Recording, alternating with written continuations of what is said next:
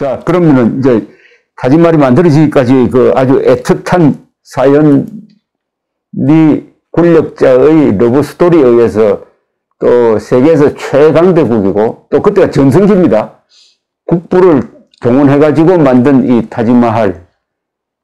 근데 이 방송을 들으시는 분은 타지마할 가신 분도 있고 안 가신 분도 계시겠는데 어떤 사람이 그런 이야기를 쓰더라고요. 나중에 가면은 이 세계 사람이 두 부류로 나뉘어진답니다. 한 사람은 타지마할을 본 사람과 타지마할을 안 본 사람으로 나눠진다는 그런 이야기를 하기도 할 정도로 이 굉장히 이 인도의 자존심인데 타지마할 건물에 대해서 이제 좀 설명해 주시죠. 네, 알겠습니다. 지금 처음 봤을 때 딱 느낌이 어땠습니까? 대표님 말씀하는 이야기는 마지막 최근에 오바마 대통령, 미국 대통령 때 이야기를 했었습니다. 아, 그런 이야기 했군요. 예, 타지마할 보는 사람이 있고 타지마할 안 보는 사람이 있다. 두 부류로 나눈다, 인류가. 타지마할 건축적으로는 바로 강가에 그 건물이 있습니다. 강가이죠. 강가에 건물이 있는데 건물 만들 때는 기록이 22년 정도 걸렸다고 이야기가 나와요. 그렇죠. 22년. 날짜는 1631년도인데 몇 개 책에서는 1632년도 나옵니다. 예. 건축을 시작한 해가. 근데 왜 이렇게 차이가 나오냐고 제가 연구하다 보니까 뭄타즈마할 왕비가 6월 달에 돌아가셨어요. 예, 예. 그리고 돌아가고 나서 6개월 후에 공사가 시작했거든요. 그래서 많은 사람들이 생각은 12월에 시작했다고 생각하고 많은 사람들이 1월에 생각했었습니다.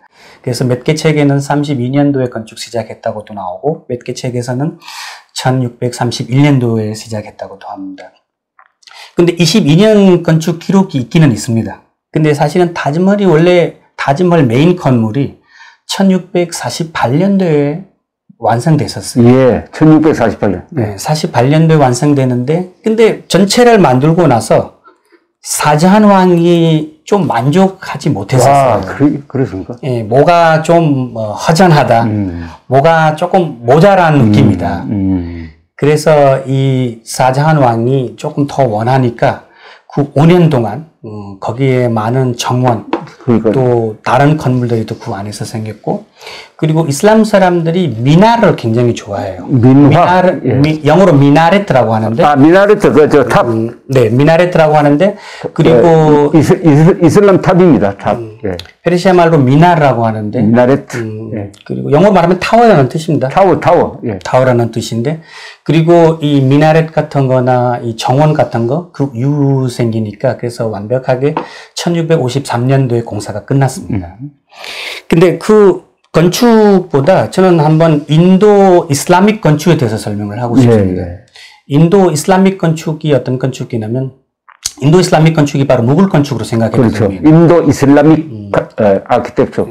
그래서 이 건축이 이슬람 사람들이 건축을 너무 좋아했잖아요. 뭐 터키 건축 봐도 되고 이란 건축 봐도 대단하고 중앙아시아 건축 봐도 굉장히 멋집니다. 그 화려한 타일부터 원석부터 시작했는데 같은 건축이 이란 통해서 파키스탄 통해서 인도로 들어왔거든요.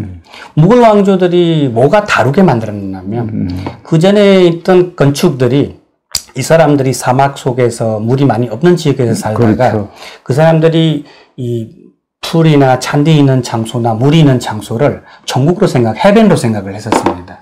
이 물이 많거나 정원이 있으면 여기가 바로 전국이구나. 천국이다. 전국으로 생각했기 때문에 이 사람들이 인도 들어와 가지고 정원 문화로 시작했어요. 정원으로만 만들어. 예. 그 무굴 왕조의 첫 번째 왕이 무덤이 사실은 인도에 없습니다.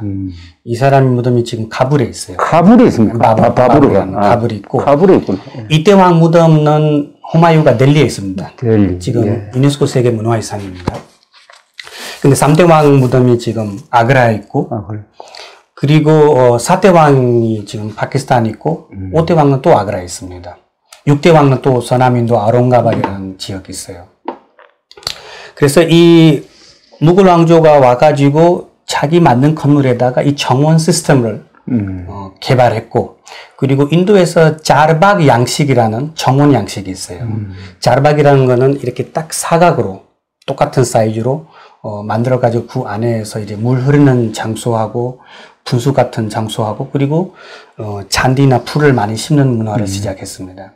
두 번째 중요한 건축은 그 전에 이슬람 사람들이 아프가니스탄이나 그 근처에 있는 지역 사람들이 그 근처에 있는 이슬람교 왕들이 건축은 바닥에 짓기 시작했거든요. 그렇죠. 무굴 왕들이 인도 들어와 가지고 건물을 조금 높게 짓기 시작을 했습니다.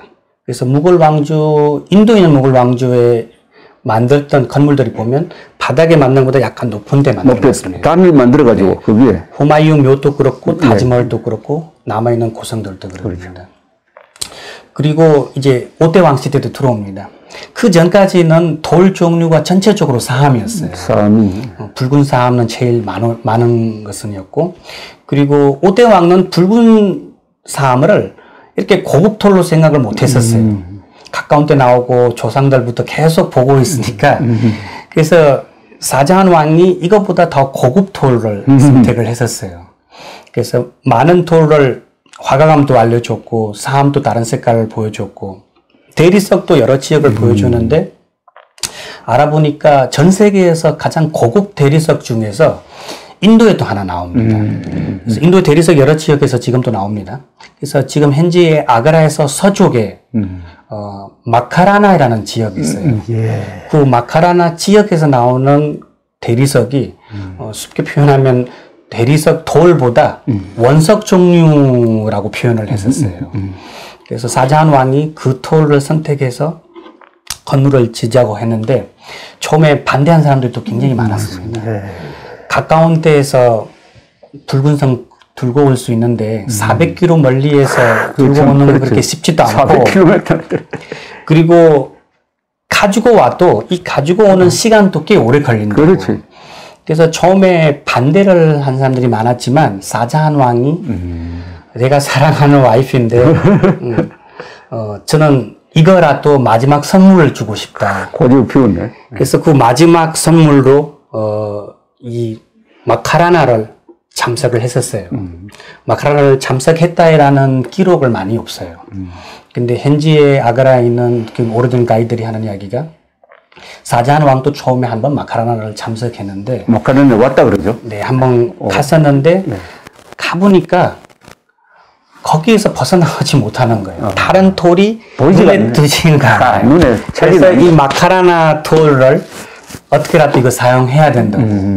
그래서 이 건축가들한테 마지막으로 또 한번 부탁하고 우리가 이 코끼리, 낙타, 우차 그때 우차를 많이 사용했었어요.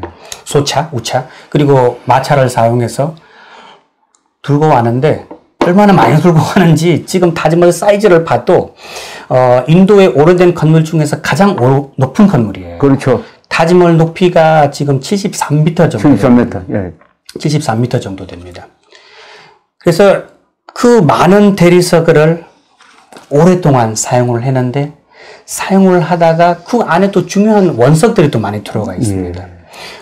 들어가게 되면 사실은 무덤이 메인으로 되어 있는데 물론 나중에 사자한 무덤도 그 안에 같이 만들었습니다. 왜냐하면 사자한 무덤이 거기에서 만들 생각을 안 했었어요. 다른 데 만들려고 생각하다가 죽고 나서 이제 준비가 안 되니까 바로 아들이 어머니 옆에를 만들었다 이런 기록이 있습니다. 근데 거기에서 중요한 건 그 대리석도 있지만 거기 들어가면 28종류의 원석이 들어가 있어요.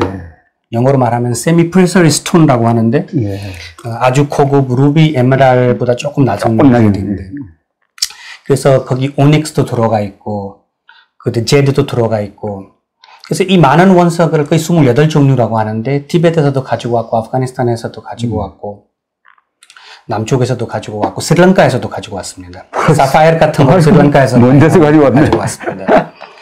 그때 이 원석을 관리하는 사람이 그때 자이푸르 로열 패밀리였습니다. 그 자이푸르 도시가 지금도 전 세계에서 원석 세공이 유명합니다. 자이푸르 가게 되면 자이푸르 라자스탄에 있습니다. 네, 라자스탄의 주도입니다. 인도에서 잘 사는 도시 중에 그렇죠. 하나입니다. 자이푸르. 잘 사는 것보다 옛날 돈을 많이 가지고 있는 도시가 자이푸르입니다. 그래서 원석 세공이 굉장히 유명하기 때문에 그 로열 패밀리가 그 왕들이 무굴 제국 밑에서 일했습니다. 그래서 그 왕을 이 원석을 맡겼어요. 원석 관리를 하기 위해서. 그래서 거기 안에 들어가게 되면 이탈리아에서 가장 유명한 건축 양식 중에 하나가 베트라둘라라고 하거든요. 페르시아 말로 베트라둘레라고 하는데 우리는 베트라둘라라고 하는데 베트라둘라 양식이 이탈리아에서 직접 오지는 않았어요. 이란 거쳐서 인도에 들어왔는데 타지마할은 전체적으로 베트라둘라 건축 양식 약간 음각 양식인데 물론 거기 가면 양각 양식도 굉장히 유명합니다. 그래서 그 건축 양식을 꼭 볼만해요. 아마 유럽에도 유명하지만 타지마할 안에 있는 이 베트라둘라 건축 양식이 기가 막혀요. 꼭 볼만해요. 많은 사람들이 영국 식민지 때 많이 뺏겼다고 없어졌다고도 하지만 아직도 보존이 굉장히 잘 돼 있고 굉장히 멋진 모습입니다. 수미 선생 말씀 들으니까 이 타지마할을 만드는 과정이 아주 드라마틱하네요. 네. 특히 도를 몇백 킬로미터, 그러니까 서울에 경복궁을 만드는데 거기서는 도를 부산, 제주도 아니면 외국에서도 가져왔다는 것 아닙니까? 당시에 어떻게 이걸 수송을 했느냐?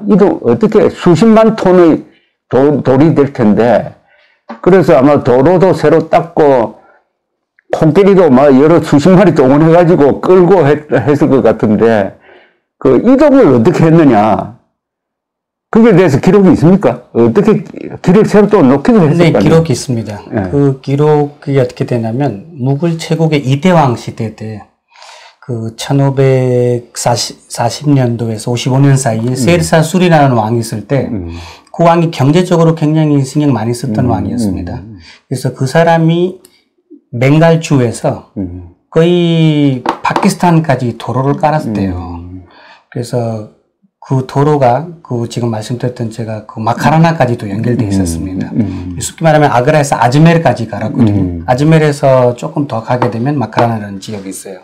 그래서 그 도로는 이미 깔려 있고 그리고 경제적으로 굉장히 강한 시대라서 그때는 이 코끼리나 낙타나 그리고 그 가는 사이에 제일 큰 나라가 자이푸르, 엠베르였습니다.